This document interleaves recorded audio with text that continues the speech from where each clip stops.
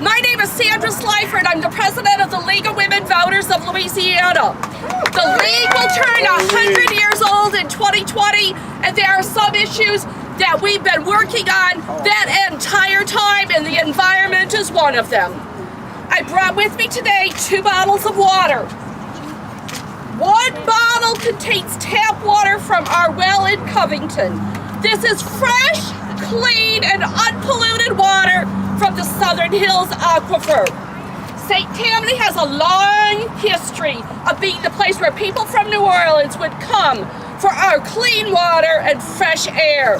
The towns of Abita Springs, Covington, and Mandeville were filled with visitors drawn by our pines and to come and drink and bathe in the water from the artesian wells. The Choctaw claimed these waters were healing waters, and they are. Approximately 30 fracking wells have been approved to pierce the Southern Hills Aquifer. And additional wells are being drilled in counties in Mississippi. The people and many of the government officials in St. Tammany have said no to fracking. Thousands of residents have sought out experts like Wilma Subra and other organizations for advice. The parish council and the parish president have said no to fracking. The mayors in Abita Springs, Covington, and Mandeville have said no to fracking. Some of the town councils have said no to fracking. We call on the Department of Natural Resources to recognize local zoning laws. We call on DNR to better track the source of the water that is used for fracking. We call on DNR to be more conscientious regarding the regulation and placement of injection wells. For too long, the concerns expressed by scientists like Wilma and the general public have not been taken seriously. We are here to say that that is about to change. There is a glut of natural gas and oil due to the fracking frenzy that is now taking place. There is a rush to bring online liquefied natural gas plants and to lift the ban on oil exports. You told me 3 to 5 minutes, honey, in the email. A recent article was lamenting that these products don't have a home. These products have a home. As far as I can tell, they are not exploding out of the ground on their own accord and looking for a new home. Let the oil and gas stay in the ground where it has been for tens of thousands of years. Millions of years! They don't have the refining capacity to process all the oil and gas that is being pumped out of the ground.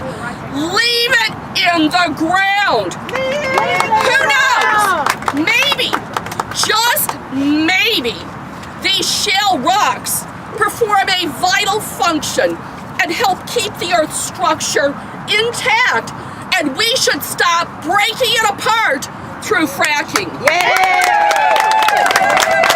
Oil and gas companies have destroyed tens of thousands of acres of wetlands by breaking apart the surface land and allowing erosion and salt water to destroy it.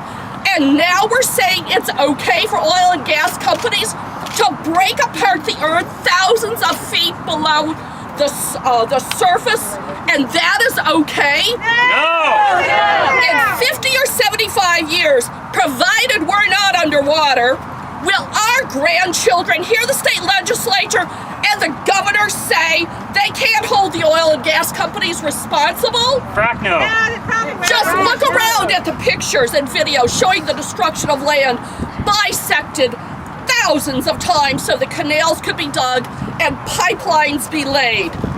What will you say to your grandchildren when they ask you why you allowed the earth to be fractured into so many pieces?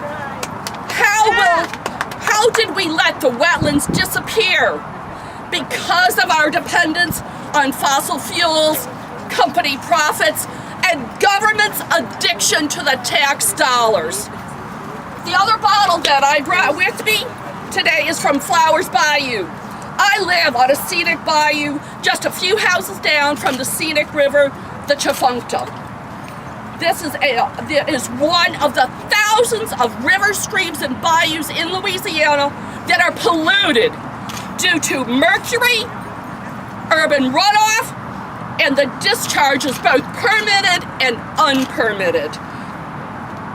And we call upon DEQ and the EPA to redouble their efforts to put in place regulations that will force governmental entities, business, and the public to clean up our waterways. And to bring this back to fracking, we call upon the Department of Natural Resources and Wildlife and Fisheries to not allow water from our scenic streams and rivers to be pumped out and used for fracking. Thank you.